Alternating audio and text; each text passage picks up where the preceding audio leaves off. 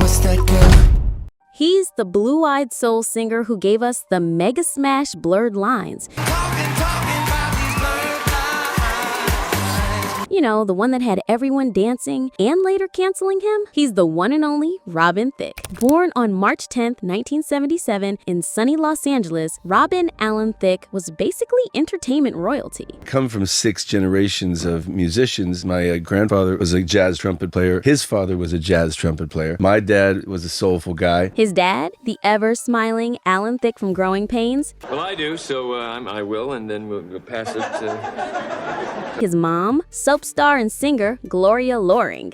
I have loved me a man.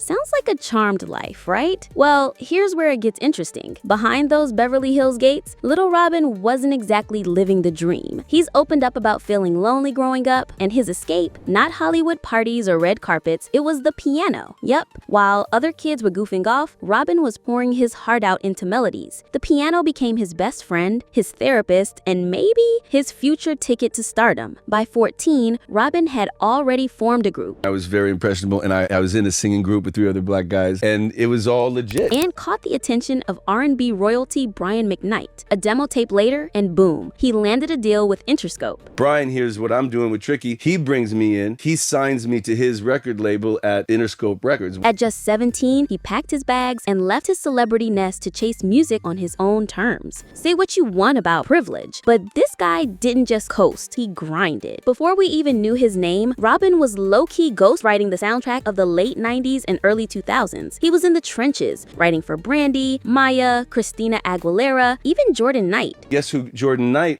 takes me around to work with and be in the studio with? Jimmy Jam and Terry Lewis, Walter Afanasieff, Raphael Sadiq. That's right, he helped pen Give It To You, a Billboard Top 10 hit. Girl, you know what to do. Give it to me. I got something brand new. Give it to me. So no, he didn't just waltz into fame on Daddy's name, he hustled in the background like a pop ninja. And get this, while most kids his age were bopping to rock bands, Robin was vibing to NWA and Joe Desi. R&B and hip-hop were in his blood way before his blue-eyed soul days. He was all about Boys to Men, Mary J. Blige, and Babyface. I was between 7 and 12 years old. It was all black music, black culture, and then rap music, and then hip-hop. And then when Jodeci and Boys to Men. Rock music? He didn't even touch that until he was 17. So when he burst onto the scene with that smooth, sultry R&B sound, it wasn't a gimmick, it was authentic. But years later, when Blurred Lines came around, that was Robin wanting to shake things up, have fun, and chase a lighter, poppier vibe. He called it a playful pivot. We call it a risky move that definitely got people talking. Robin Thicke didn't just slide into solo stardom with a wink and a song. Nope. His debut album, A Beautiful World, flopped hard in the US when it dropped in 2002. It's such a beautiful world. Despite the funky Beethoven sampling bop When I Get You Alone doing numbers overseas, Americans gave it a big ol' meh. Turns out, even being a Hollywood prince doesn't guarantee a Billboard crown. But then came the plot twist. In 2005, Robin linked up with none other than Pharrell Williams and signed to Star Trek. If you work with Pharrell, and he puts his arm around you, then you'll have, everybody will pay more attention to you. The funny thing was that we didn't have a big hit back then, so the great karma and full scope coming back around that we had Blurred Lines, That move, game-changing. His second album, The Evolution of Robin Thicke, finally made the industry sit up and pay attention. I wish I could stop being the same old me. With Lost Without You, I love you, baby. I'm lost without you. he went from forgotten to full-blown R&B heartthrob, topping charts, going platinum, and finally landing the respect he'd been hustling for behind the scenes. Over the next few years, Robin kept his suave R&B streak going with albums like Something Else, Sex Therapy, Give you sex therapy, give you sex therapy. and Love After War. They weren't chart-shattering, but they cemented his lane. Smooth vocals, slick vibes, and enough collabs, Hey Snoop, Hey Nicki, to stay relevant and respected. But nothing, and I mean nothing, could prepare the world for the Blurred Minds explosion in 2013. That track, a full-blown pop culture detonation. With Pharrell and T.I. in the mix, the song shot straight to the top of the Billboard Hot 100, went diamond, and became one of the best-selling singles ever. Baby, I'm out of my mind. Robin himself called it getting lucky, and lucky he sure was, for a hot minute. But here's where things got messy. The Blurred Lines album was Robin's light, playful experiment, a major stylistic swerve from his deeper R&B roots. And while it worked commercially, it also kicked off the biggest image crisis of his career. First came the infamous VMA's performance with Miley Cyrus.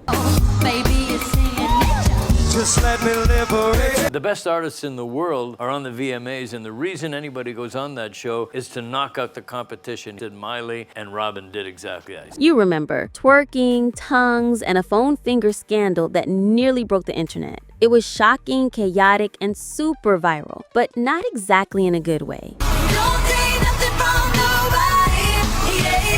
Then came the backlash. Critics roasted the song's lyrics. Many people who felt it. It literally blurred the lines between a woman's right to say no. Calling it misogynistic and a total smug turd of a pop tune. Is it sexually suggestive when a car salesman says to a person who's trying to buy a car, I know you want it? One minute he was everyone's favorite summer jam, and the next, he was public enemy #1. The hit that made him a household name also became a PR nightmare, and things were about to get even worse. All right, buckle up, because Robin Thicke's real-life drama hit harder than any of his chart toppers. Robin married his high school sweetheart, actress Paula Patton. I was married to Robin Thicke, and I met him when I was 15 and he was 14. The two were picture perfect, red carpet darlings and couple goals. But behind the scenes, let's just say it was far from flawless. In 2024, called it quits after 21 years together. We had a tough year last year, but that's okay, because, today is today, and yesterday was yesterday. And the timing? Suspiciously close to the Blurred Lines blow-up. Allegations of infidelity, substance abuse, and wild party behavior made headlines. Paula filed for divorce in 2014. The couple announced their separation in February amid rumors of Thicke's infidelity. And Robin? Well, he spiraled in full view of the public. He later admitted that his addictions were the wrecking ball that demolished his marriage and wrecked his home life. Meanwhile, Paula handled it like the classy queen she is. No public drama, no messy interviews, just dignity and distance, while Robin unraveled under the spotlight. He even dropped an entire album titled Paula. Yep, named after his ex-wife.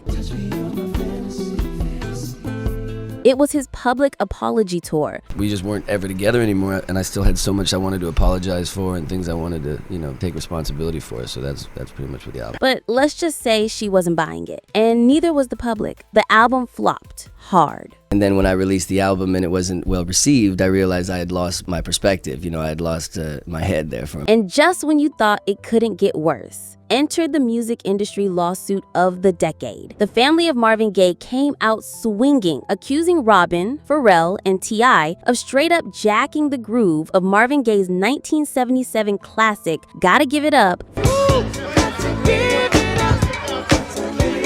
for Blurred Lines. And honestly, the case made waves for a reason, because it wasn't about lyrics or melodies. It was about vibe. Yes, vibe theft is a thing now. Robin and Pharrell tried to play it off, calling the track an homage to Gaye, but the court wasn't buying it. Adding fuel to the legal fire, Robin's disastrous court performance. He was inconsistent, shady with the songwriting credit, and casually admitted to being totally wasted during most of the creative process. Not a great look in front of a jury. The verdict? A jaw-dropping $7.4 million payout to Gaye's heirs. In the Blurred Lines case, the jury deciding the case in favor of Marvin Gaye's children and awarding them $7.3 million.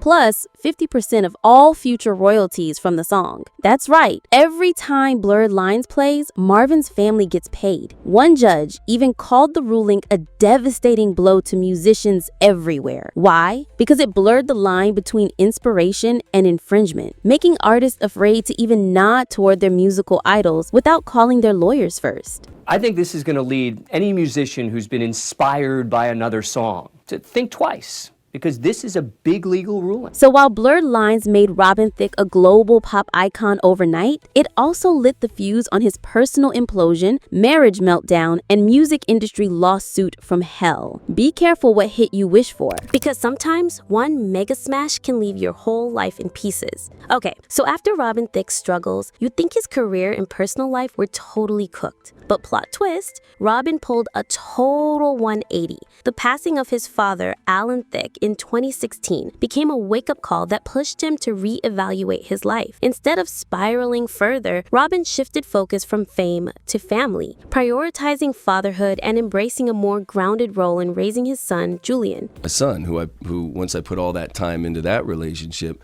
then I realized that everything was going to be okay. In a surprising twist, he and ex-wife Paula Patton managed to build a strong co-parenting relationship. We are taking guitar lessons with our son, and he is thriving, and he's so happy about it. Something rare in Hollywood, which he credits in part to values instilled by his late father. Paula's an amazing parent, and her mother, and I mean the whole family, we're all in cahoots to give the kid the best life possible. But wait, it gets juicier. Robin also found love again with model April Love Geary. Despite early controversy surrounding their relationship, the couple now share 3 children, Mia, Lola, and Luca, and appear to be thriving, proving that Robin has gone from tabloid headlines to domestic stability. That you and April are planning to get married this year? No, maybe. Yeah, we're hoping, yeah. Are you going to be a part of the wedding? Plan, man. It's a lot. But the transformation didn't stop there. He's also been making quiet but meaningful contributions to charity work. We're talking Save the Music Foundation, World Vision, Gabrielle's Angel Foundation for Cancer Research, and more. He even helped raise over 1 million meals for the LA Regional Food Bank at the A Million Reasons 2024 event. Guess what? This isn't just a PR cleanup job. It's been consistent. Robin's leaning hard into his dad energy and do-gooder era, and honestly, it's working. On the career front, Robin reinvented himself through television. His role as a judge on The Masked Singer helped him reconnect with fans in a fun, relatable way, showing off a lighter, more humorous side. To come on a stage like this and bare your all.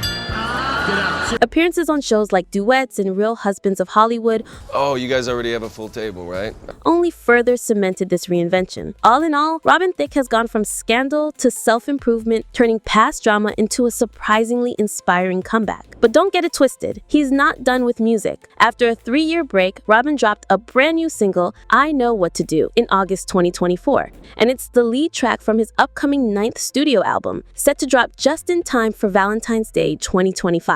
Talk about perfect timing for a man now known for romance and redemption. He even teamed up with rapper Dream Doll on a remix. So come do it. You nervous, so you won't prove it. Showing he's not afraid to stay fresh by collaborating with Gen Z creatives. The album, we hear, is all about healing, fatherhood, and growth, aka his real-life mood board. Let's be real, Robin Thicke has been through it. But despite the chaos, one thing's for sure, his bank account is still singing a happy tune. Even after coughing up millions in the infamous Blurred Lines lawsuit, Robin is sitting pretty with an estimated net worth of $10 million. That's money. Yep, you read that right. That catchy, controversial track was such a smash that it made enough cash to survive the lawsuits and still leave Robin rolling in dough. And let's not forget, in true Hollywood fashion, he dropped $2.4 million on a sprawling 1.7-acre home in California. But then came the heartbreaker. In November 2018, his fiancée, April Love Geary, revealed on Instagram that their Malibu home was completely destroyed in the Woolsey wildfire. 2 days later, Robin returned to what used to be their sanctuary, only to find rubble, nothing left. As he put it, you'd think there'd be one doll left or a book, but it was just gone. To send that message, a lot of your homes are still standing. Ours didn't make it, but, sometimes it happens. Still, Robin's fortune proves one thing loud and clear. The man knows how to bounce back. Between music royalties, TV checks, producing credits, and that sweet, sweet Masked Singer money, he's crafted a career with serious staying power, even after scandal, heartbreak, and literal flames. Thicke's got thick skin, and a thick wallet to match. Robin Thicke's story is a wild ride of fame, scandal, and redemption. From Hollywood royalty to chart-topping success with Blurred Lines, his fall was fast and messy, marked by addiction, divorce, and a major lawsuit. After, divorce divorced, sued, lost my father, lost my manager, then my house burned down. But in true comeback fashion, he's rebuilt his image through fatherhood, philanthropy, and TV fame on The Masked Singer. He's living proof that you can mess up big time, take the L, and still get back in the game, stronger, wiser, and maybe even better than before. So whether you stan him or still side-eye him, one thing's clear. Robin Thicke is not just surviving, he's thriving. And if this comeback keeps going the way it is, his best chapter might still be on the way.